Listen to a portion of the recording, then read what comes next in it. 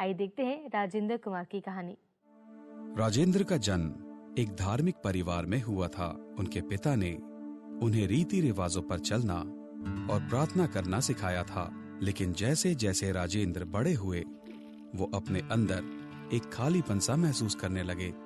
उनकी वो धार्मिकता भरी जिंदगी उनके जीवन को शांति नहीं दे पा रही थी। जो भी करते थे पूरे दिल से करते थे कि हाँ जो मैं कर रहा हूँ बिल्कुल सही कर रहा हूँ, लेकिन फिर भी कभी कभी ऐसा होता था कि यार हम कर तो रहे हैं लेकिन इसका कोई रिजल्ट नहीं निकल रहा, कोई जो चीज़ हम प्राप्त करने के लिए कोशिश कर रहे हैं कोई मतलब नहीं निकल रहा। और जैसे कोई पूजा पाठ कर रहे हैं, कोई बड़ी चीज़ प्राप्त करने के लिए पूजा कर दी, कोई बड़ी चीज़ मेरे को वो चीज़ मिलनी चाहिए, मैं ये करता हूँ, मैं तेरे लिए वो करूँगा, मैं इस चीज़ का वो चढ़ाऊँगा तुम्हारे लिए, कभी कोई मन्नत मांग ली वो चढ़ाऊँगा, मेरा वो काम हो गया। तो इस तरह से ये था कि जब तक देंगे नहीं तब तक काम कैसे होगा। राजेंद्र दिल से दुखी थे।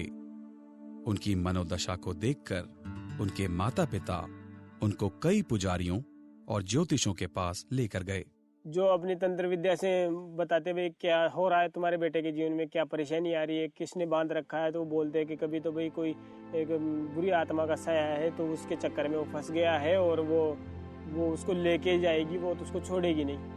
तो वो ये तो तांत्रिकों के अंदर उन्होंने अपनी तंत्र विद्या से काफ़ी पैसे उन्होंने उधर भी बर्बाद किए। और जो देवताओं के पास गए तो देवताओं ने जाते भाई हमारे बस की बात नहीं है लेकिन कोशिश करते हैं हम। तो उन्होंने फिर कोशिश की और क्या ये नहीं जाएगा कहीं भी, और उन्होंने अपने अपने बंधन बांध दिए। फिर राजेंद्र एक परेशानी भरा जीवन जी रहे थे और तभी अपनी बहन के घर उनकी मुलाकात एक पास्टर से हुई।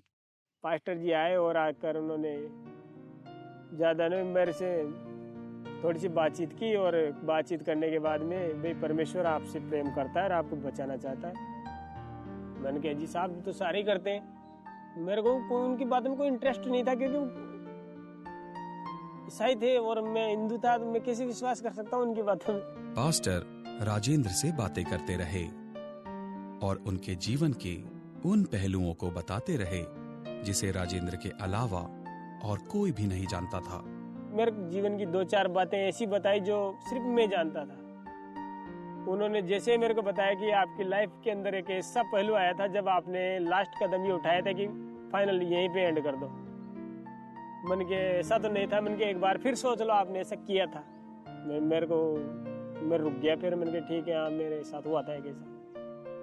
तब फिर मेरे को लगा कि यार ये आदमी ऐसी बातें जो सिर्फ मैं जानता हूँ, ये बात इनके पास कैसे पहुंची। मैं मम्मी पापा मेरे को तांत्रिकों के पास लेके गए, उन्होंने मेरे को ये बात नहीं बताई। इस आदमी के पास ऐसी क्या शक्ति है जिसने मेरे जीवन की वो इम्पोर्टेंट बात जो सिर्फ मैं जानता था, मेरे अलावा कोई नहीं वो बताई मेरे को। पास्टर ने फिर उनको अपनी सारी चिंताओं से मुक्ति के लिए यीशु पर विश्वास करने को कहा। सर जी चलो ठीक है, मैं आपकी बात पर विश्वास करता हूँ, तो फिर मेरे को क्या करना पड़ेगा?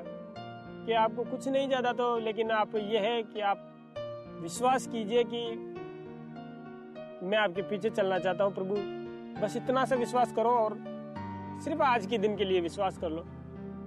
मुझे ठीक है साहब, आप कहते हैं तो आज कर लेंगे, कल मंगलवार है, अपना उपवास है वैसे भी, और बाकी ठीक है कल अपना कार्यक्रम कल चलेगा। और उस रात राजेंद्र सो नहीं पाए। तब उन्होंने अपने जीजा जो यीशु पर विश्वास रखते थे उनसे अपने लिए प्रार्थना करने को कहा। तब उनके जीजा ने यीशु के नाम से उनके मन की शांति के लिए प्रार्थना की। उसके बाद राजेंद्र को बहुत अच्छे से नींद आई। दूसरे दिन 2 बजे बाद मेरे उठने के बाद मेरे को लगा कि हाँ मैं बहुत हल्का महसूस कर रहा हूँ। जी ने मेरे से पूछा था कि हाँ कैसा महसूस कर रहा है, कि मैं बहुत हल्का महसूस कर रहा हूँ।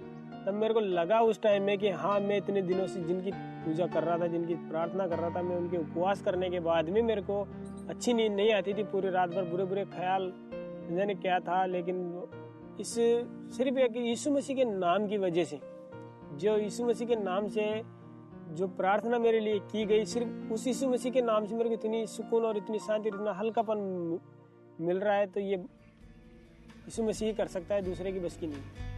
राजेंद्र की सारी चिंताएं दूर हो गईं। वो जान गए कि यीशु के नाम में सच्चाई है, जैसा पास्टर ने उन्हें बताया था। उन्होंने बाइबल पढ़नी शुरू की और फिर उन्होंने यीशु को अपना इकलौता परमेश्वर स्वीकार करने का फैसला कर लिया। बाइबल रीडिंग करने के बाद में प्रभु परमेश्वर की योजना का हमें पता चला कि उन्होंने हमारे उद्धार के लिए यीशु मसीह को भेजा, और जो यीशु मसीह ने हमारे साथ किया, हमारे लिए यीशु मसीह ने किया, उसने हमसे क्या अपेक्षा की कि जैसा मैं करता हूँ वैसा तुम करो। बस बिल्कुल उसी तरीके से हमने उसके अनुसार चलना। जो हमारे पुराने रीति रिवाज थे, मेरे जीवन के जो पुराने गांव के अंदर जो चलने वाले थे, उस तरह सबको मैंने एक तरह से छोड़ दिया बिल्कुल, और उनसे कोई वास्ता नहीं बिल्कुल, और जो परमेश्वर की जो आज्ञा है उनको मानकर चलना। फिर राजेंद्र ने अपने परिवार को यीशु के प्रेम के बारे में बताया, और आज उनका पूरा परिवार भी यीशु को अपना उद्धारकर्ता स्वीकार कर चुका है। मैं लोगों के लिए ज्यादा तो कुछ नहीं कहना चाहता, लेकिन एक छोटी सी बात है, ये है कि वो परमेश्वर जो बिना स्वार्थ के हमें देता है, एक पिता की तरह बिना स्वार्थ के हमें देता है, तो देने के पीछे हम क्यों भगते हैं कि देने से हमारा काम होगा, देने से हमारा काम होगा? ऐसा नहीं है। वो परमेश्वर बिना कुछ दिए हमारे लिए सब कुछ करने के लिए तैयार है, लेकिन एक बार चक्कर देखना है बस। तो मेरा सब लोगों से यही कहना है, जो भी ये वीडियो सुने, जो भी लोग इसको देखें, मेरी आवाज़ को सुने, उनसे मेरा एक ही कहना है कि आप एक बार, सिर्फ एक चांस प्रभु यीशु मसीह के लिए अपने दिल में जगह बनाकर देखें तो सही, परमेश्वर का आनंद और परमेश्वर की शांति कितनी अद्भुत है।